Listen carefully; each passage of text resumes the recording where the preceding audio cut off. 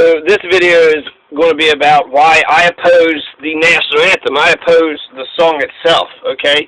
I love my country. I love where I'm from, but I'm also a humanitarian, so I love people, all across the nation. But there's a bunch of reasons. There's a bunch of reasons why the national anthem itself is a flawed song. I want to first start off with the new information and then go back to some of the older arguments that I have made. Now, 9/11 just happened, 5 days ago. It was the 15th anniversary of 9/11. The last time that our national territory was attacked was in the War of 1812, which would be the Star-Spangled War. This would be the war that the Star-Spangled Banner had actually came out of. And some people might say, what about Pearl Harbor? Well, Pearl Harbor was an attack on one of our colonies. We had colonized Hawaii. Hawaii wouldn't become a state until 1959, which would be 18 years after Pearl Harbor was bombed. So that wasn't our national territory. And so the last time our national territory, before 9/11 was attacked, was in the War of 1812. And that's the reason why 9/11 is a historical event. It's not that it's a huge, attack. It wasn't the scale of the attack, the scale of the Iraq War, the bombing of the Al-Shifa plant by Bill Clinton. That killed, 10 to 30,000 people. So in terms of body count, the bombing of the Al-Shifa plant would be worse than the 9/11 attack. Now, Francis Scott Key, he's the author. Francis Scott Key is the author of the Star-Spangled Banner. And he wrote it, at first, it was the defense of Fort McHenry, and he had wrote it after the bombing. It was the British, battalion, bunch of ships. The Imperial Navy was bombing Baltimore, and then they didn't know if there was going to be the fort. They didn't know if the fort was going to still be there in the morning, and then when they saw the flag up there, he wrote the song. So that's where it comes from. He wrote in defense of Fort McHenry, but the poem that he wrote was put on top of aristocratic drinking song. So a British aristocratic drinking song, 1975, called To Anacreon in Heaven, is the melody that the Star-Spangled Banner is actually written over. So we are fighting the British, but we're going to use a British melody. We're using the English melody, and it was aristocratic drinking song. So 1975, who were the aristocrats in England? Who were they fighting against? They would have been fighting against the United States. And so it's very ironic that we would be using an English melody to sing an anti-English song. Okay? And it's, there's a militaristic aspect to it, and then there's a hatred of black people aspect to it. Francis Scott Key himself was a slave owner. So if you're opposed to war, if you're opposed to slavery, those are two reasons right off the bat to stand up against the Star-Spangled Banner. Because, if we don't put an end to war, war is going to put an end to us. And slavery, Francis Scott Key, old Frank, he was a fourth-generation slave owner. So his great-grandfather, who was also named Francis Key, he owned slaves. And then he birthed another Francis Key, and then he birthed John Ross Key, and then he birthed Francis Scott Key. So all four generations were slave owners. Francis Scott Key himself, he owned one slave in 1800, then he would own 6 slaves in 1820. So he was just collecting the slaves throughout the years. So there's there's one nuance I'd like to mention with Francis Scott Key. He seemed like he might have actually been an okay guy. He was he didn't like slavery, but he didn't want abolition. So his solution was to ship them all back to Liberia, to Africa. And so he started the American Colonization Society to ship them all back to Africa. But William Lloyd Garrison, who was the author of The Liberator, I believe he was one of the biggest abolitionists during that time. William Lloyd Garrison, he said the point of the whole shipping back to Africa movement was to ship the free blacks back to Africa, so that way they wouldn't be spreading their, freedom propaganda to the slaves. He didn't want them to know about freedom, and he didn't want the slaves to know about the freedom. So really, he's saying, William Lloyd Garrison was saying about Francis Scott Key and all slave owners, anybody who was part of the American colonialization society, that the reason, it wasn't an altruistic reason. It wasn't saying we need to liberate black folks and let them go back to Africa, but we need to send the free blacks back to Africa. and they wound up sending maybe 1,000 or 2,000, so they weren't even really successful at that. But there's 4 generations of Keys that owned slaves, and people say, well, he was a product of his times, right? Well, you know, people owned slaves back in 1814. That's how it was. Well, that might be true with George Washington, Ben Franklin, Thomas Jefferson, James Madison, John Jay, Patrick Henry. Benjamin Franklin and John Jay would later actively fight against slavery, but many did not. And so I think if we're going to excuse all these crimes of our forefathers, we got to make sure that we don't forget those who actually fought against slavery during those times. If that was just they're a product of their time, so who cares? That's a bad way to look at it, because if that's the perspective, let's say you can't judge other periods of time by our periods, okay, fine, let's not do that. Slavery was an institution back then. For some people, not all people had slaves. So what about the people that stood up against slaves? What about your Frederick Douglasses, your William Lloyd Garrisons? In fact, you have John and Abigail Adams, Samuel Adams, Oliver Ellsworth, Robert Treat Paine, Thomas Paine, Roger Sherman, and Alexander Hamilton. They're all abolitionists. So you have people that were back in Francis Scott Key's time and George Washington's time who were against slavery. So if you're against slavery, then that would mean that you're a bigger hero, because they're a product of their own times, right? So slavery was all the rage back then. Well, they were against them. So that makes them even greater heroes, even more heroic, right? If we're just going to forgive them just because, you know, I don't forgive them at all, but I hear some people saying that, but I think they're saying it because, you know, they're supposed to be worshipped, and we're not actually supposed to look at their lives. William Lloyd Garrison's perspective was, if you were a slave owner, then you were a dirty, rotten SOB, and who cared about you? And I tend to go along with him. I mean, Alexander Hamilton, Thomas Paine, John Adams, Samuel Adams, these are all guys that were fighting against slavery. You know, Alexander Hamilton, he grew up in the Caribbean islands, Novus, St. Croix or something, but there's a bunch of sugar plantations there that had existed, and that probably got him to where he didn't like the slavery. And then the entire state of Pennsylvania had abolished slavery by 1800. There was one story about George Washington that because they had abolished slavery in Pennsylvania, when the White House, when the first president's house was built, it was in Pennsylvania, and so they would have to cycle the slaves in and out, because after 6 months that they were in Pennsylvania, then they became freed. And so he didn't want to do that, so he had to play this legal game where he would cycle out his slaves just to make sure that, you know, none of his slaves would eventually become free. Now, Francis Scott Key is a fourth-generation slave owner. Now, I think there is a nuance with him being, you know, shipping back to Africa kind of guy, because he understood that slavery was barbaric and that it was really bad, but he also owned slaves himself. So in his earlier career, he was known as the black man's lawyer, or the N-word lawyer, because he couldn't wait to get, you know, these cases where black folks, you know, where their rights are being infringed upon, and he would defend them. So this is good things, right? But eventually he would evolve into a monster. He would turn into something completely different. In fact, he said that he was frustrated with liberating slaves because it never did them any good. He said that every time he liberated slaves, it was bad for them in the long run. And then his wife, Polly, she actually came from the biggest slave-owning family in Maryland. So Polly was, you know, she was of the biggest slave owners there were. So whereas Francis Scott Key, he's not a George Washington slave owner, 318, right? That's what George Washington, how many slaves? He had 318 slaves. Francis Scott Key, he had 6 of them in 1820, and then it said that he freed 4 of 7. So he's buying and selling them. You know, he's had one when he was in 1800. When he was 21 years old, he bought a slave. And then, you know, in the 1820s, so, you know, when he was 40 years old, he had about 6 or 7 of them. Now, what you have...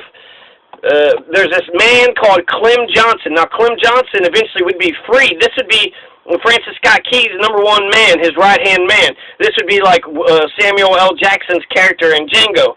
And so Frank Key, he freed Clem Johnson, but Clem Johnson was like, oh, Master, I would love you. I'll never stay away from you. So even though he was freed, Clem Johnson chose by his own volition to stick with Francis Scott Key. Now, say what you will. You know, I think that has to do with brainwashing and conditioning, and he understood that certain way of life, and so he didn't want to, you know, go do his own thing, and maybe that's the reason why Francis Scott Key had liberated him. Yeah, you could be free because I know that you won't go anywhere, you love me, and you'll come right back. And so Clem Johnson was, you know, his main man, and then when he was freed, Francis Scott Key put him as the overseer to all the other slaves who were still in bondage. So whereas Clem Johnson got his freedom, he became the assistant estate manager. He worked at the Terra Rubro plantation, but he got to, still work over the overseers. And Francis Scott Key didn't stop at his racism. He literally said that black folks were inferior, and he said that's where the source of all the world's problems came from, was through the intermingling of white and black people. So that's the source of all the world's problems, right? War, genocide, rape, crime, all of this all came from what? Miscegenation, black and white people intermingling.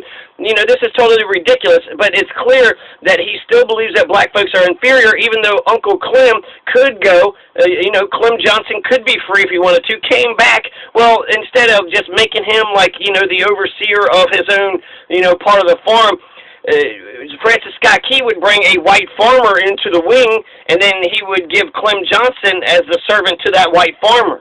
So he wasn't even liberating, Clem Johnson. He still believed in white supremacy, still believed that a white man needed to run the farm, and Clem Johnson would just be the servant boy, of the white farmer that he brought in.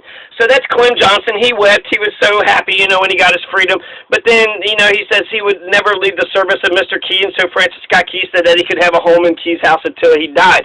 But again, all the other slaves, they stayed in bondage. There was a couple other ones that he had freed, okay? So he owned them and freed them. And so give credit where credit's due, but I think by understanding Clem Johnson and understanding the slaves' real names, we'll understand who Francis Scott Key actually was. And the fact that we don't know, think about the 318 slaves of George Washington. How many of those do we actually know about? We only know, maybe a dozen? So that means 300 of those slaves never get into the history books. We don't know their names. We don't know their personalities. We don't know what they were, what they're about.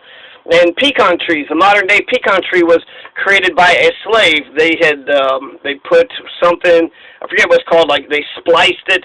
They took one limb and put it on the other, and then they wrapped it up, and then the modern-day pecan tree came from a slave.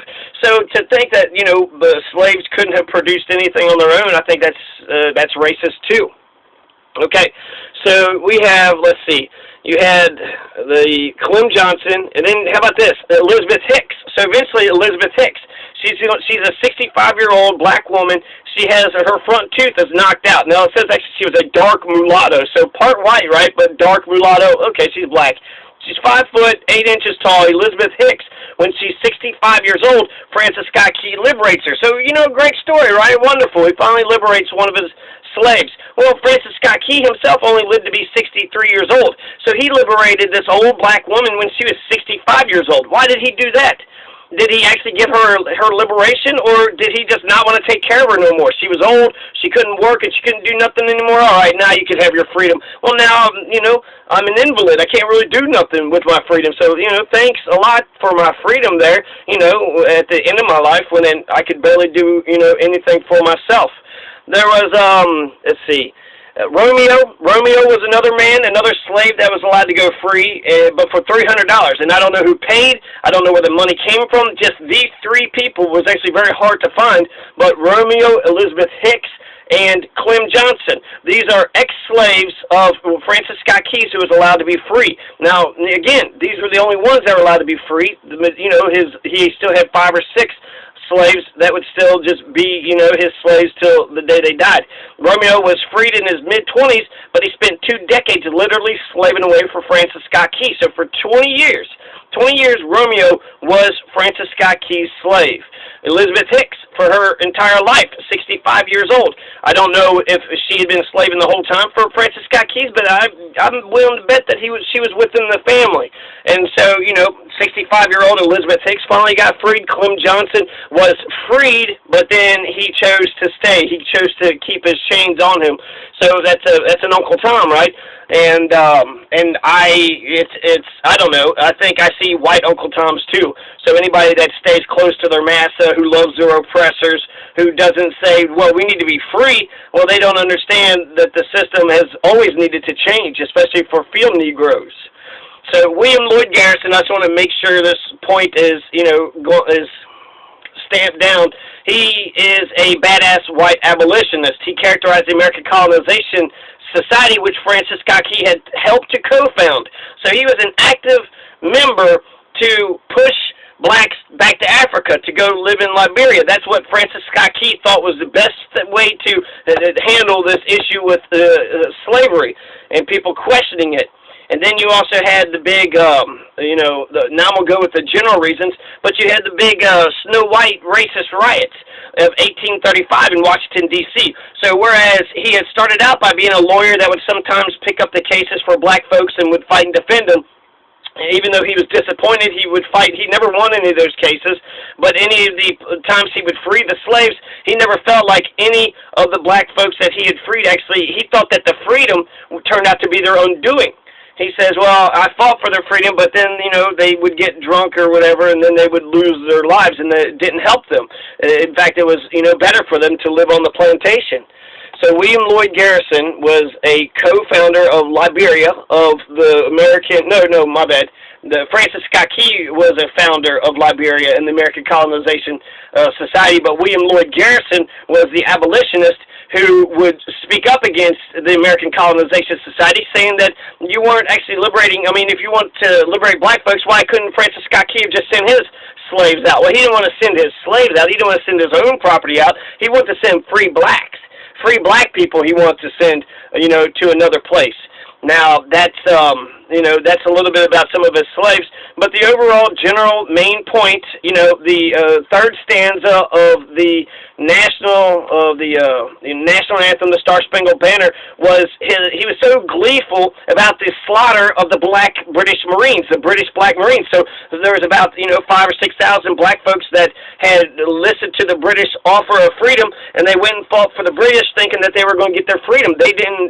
Their lives actually turned up to be a little upside down. Some of them went to Trinidad and Tobago, and some went to Canada, and they had actually pretty crappy lives. The British lied to them too. But that's he was very happy. He's fighting against the British. The War of 1812. That's when the British burned down the White House and the Library of Congress and the Congressional Building itself and the President's House. They sacked Washington D.C. Washington D.C. was sacked, and Francis Scott Key was running.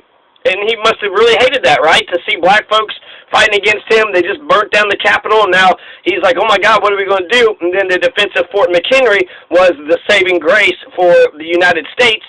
But let's go back to why were we in this war? What was the War of 1812 about? Well, we wanted to take over Canada. We got tired of all the Native Americans, being on the edges over there, and anytime we tried to take their land, they were attacking us. And we blamed it on the British, saying the British were giving them guns. Sometimes that was true, but for most of the time, it was just Native Americans wanting to fight and defend their own homeland. So the Star-Spangled War killed Tecumseh, the Shawnee, Miami, Creek, Red Sticks, Ojibwe, Fox, Iroquois, Mingo, Ottawa, Kickapoo, the Lenape, Mascoutins, Potawatomis, Sauk, Ho-Chunks, and the Wyandots.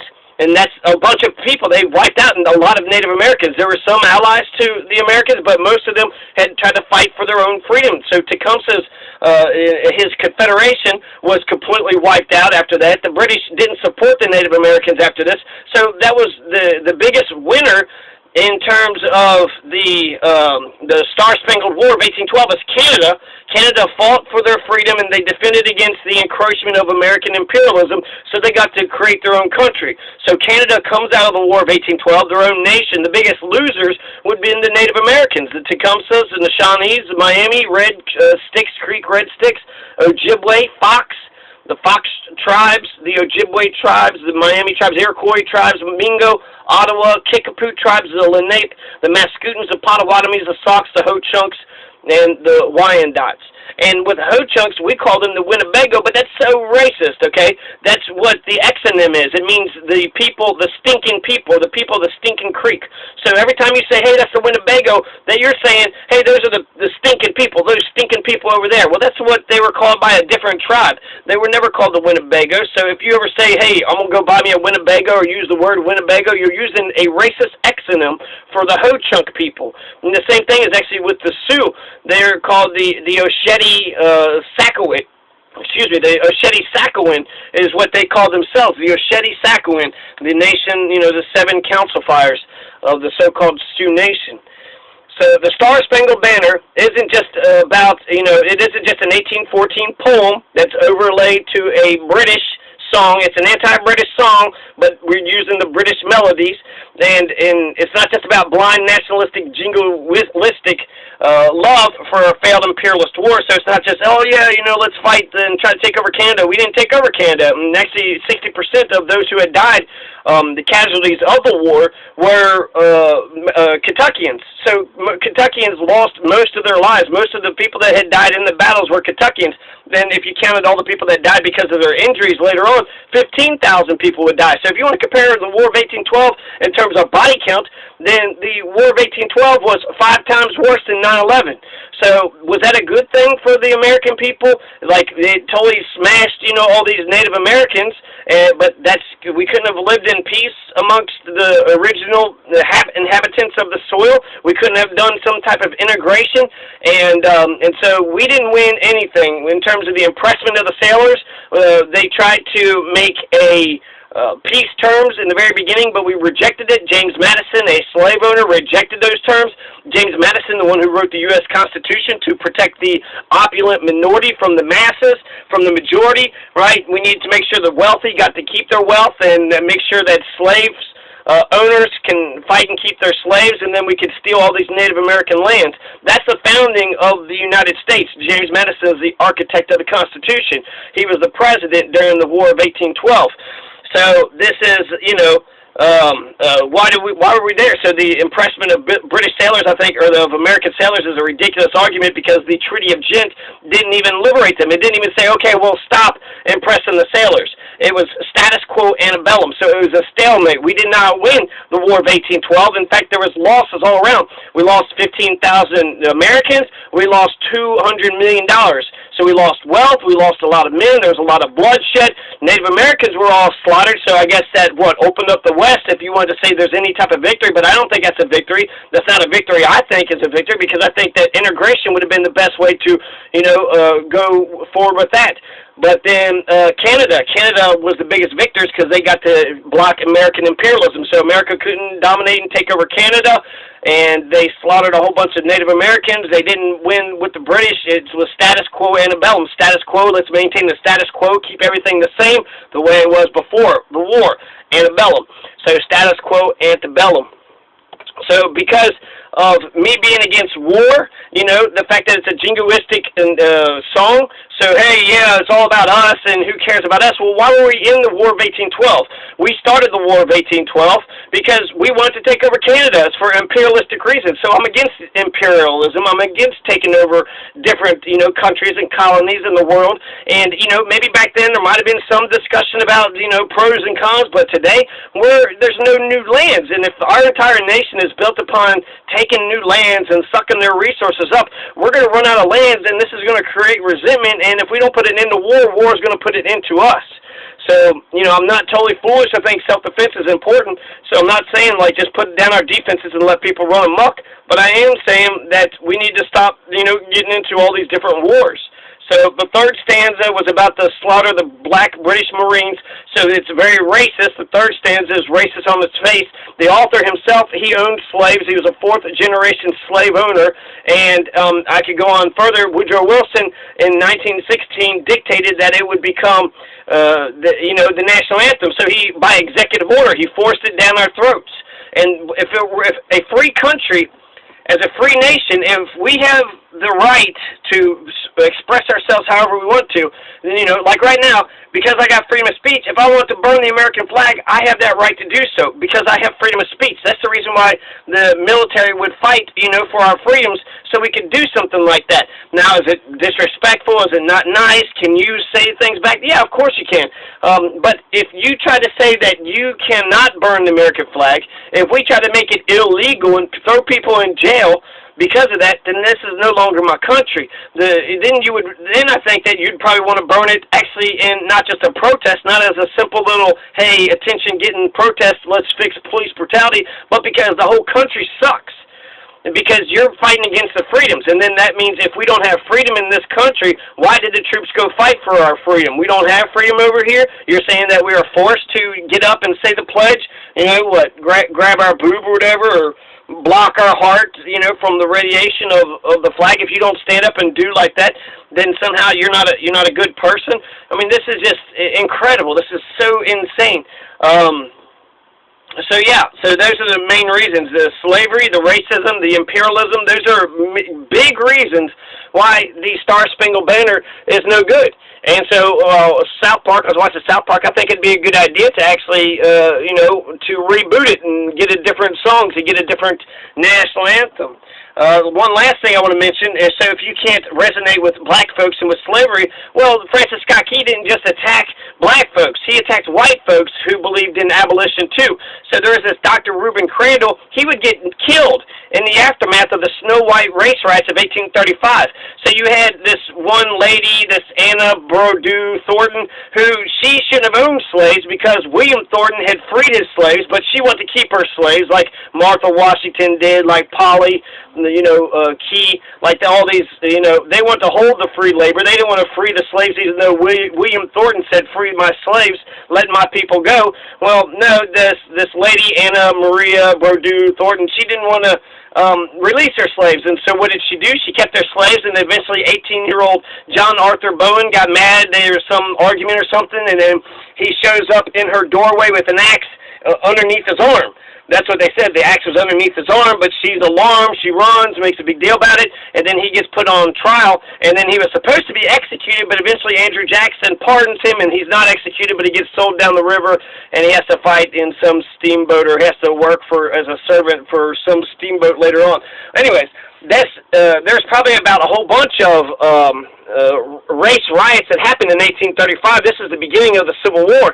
So in 1835, there's probably about 50 race riots that had happened, all across the United States, and one happened in Washington, D.C. after this incident between this, white woman, the mistress, the one who owned the John Arthur Bowen, and then he was drunk, and then he had, an axe underneath his arm. Well, then a white racist riot started, and so they burned down some black businesses, the Epicurean Eaton Center. The guy's name was White, and that's where the name comes from, the Mr. White's Epicurean Center. So it was a free black who was very successful, and they burned down his business because they want to blame him, because it's not, it's not the 1% that's ruining our lives. It must be the neighbors that we can attack. That's the easy person that we can attack.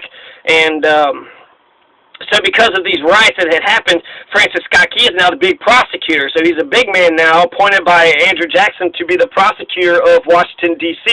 And since he's a big man now, he wants to make an example of these abolitionists. All these people are sending all this literature out. What, you think you can just say whatever you want to say? If you just say all these things and it inspires some black folks to pull a Nat Turner, what about us poor slave owners? They might turn on us and kill us. Is that what you're trying to get them to do? Your free speech might get, my slaves to rebel against me, and therefore the problem isn't so much the rebellion of the blacks, but it's the abolitionist newspapers. It's the free press. And so Dr. Reuben Crandall would get convicted, or he would get arrested, because he was, A, white abolitionist, and B, he owned some abolitionist pamphlets in a trunk inside the privacy of his own home. Now, was there a conversation between him and John Arthur Bowen? Did he actually talk to him and inspire him? Nobody really knows. That part seems to be suppressed. Essentially, what it's saying is Dr. Reuben Crandall was arrested, put in jail, and Francis Scott Key pushed for the death penalty, tried to get Dr. Reuben Crandall killed. And he tried to get him killed because he owned abolitionist pamphlets in the trunk of the privacy of his own homes, just for having a piece of paper, with words that were scribbled on it that said slavery is wrong, and slavery is wrong. So between his personal feelings, being a white abolitionist, and being, one who possessed these slave papers, the people that actually had arrested Dr. Reuben Crandall were the constables who were the slave catchers, okay? So he wanted to blame the abolitionists for spreading the propaganda, and that's the reason why this, race riot had happened. That's why John Arthur Bowen had, tried to attack supposedly his mistress, who shouldn't have even had the slaves to begin with. And so he puts Dr. Reuben Crandall on trial. But when he does that, he puts him in jail for about a year. Dr. Reuben Crandall contacts tuberculosis. He gets tuberculosis, and then after, the jury acquits him, so he says, they forgive him of all his, supposed crimes. sedition or treason or inciting a riot or whatever they was trying to put on him, the criminal mischief, right, the Jill Stein fame, and they acquitted him, but he'd been in jail for a year, contacted tuberculosis, and then he couldn't get rid of it. He goes to the Caribbean to try to find a cure, and then he winds up dying in the Caribbean just a year after the trial had happened. So his actions, the prosecution of Dr. Reuben Crandall, and putting him in